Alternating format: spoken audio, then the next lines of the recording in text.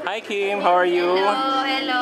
Oh, ano masasabi mo si Yan nandun kagabi, full support sa iyo, ha? Yeah, nandun siya kagabi. Sobrang akong happy and I'm very thankful kasi lumabas talaga siya parang pinanood niya talaga yung movie ko para lang suportahan ako. So I'm happy and I'm thankful. Yan. Oh, very impressed nga raw siya sa sa role mo, sa acting mo.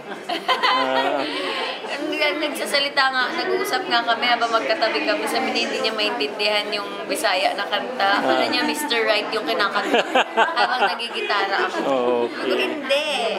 Oo.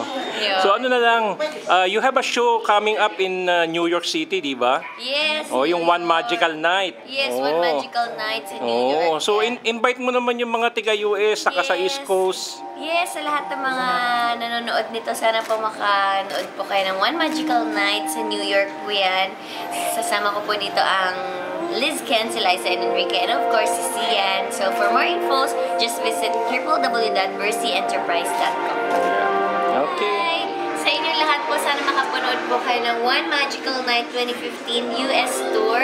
Sa New York po yan, November 1, Sunday 6 p.m. at Colden Auditorium, Queens College. Ayan. For more info, just look at the info below.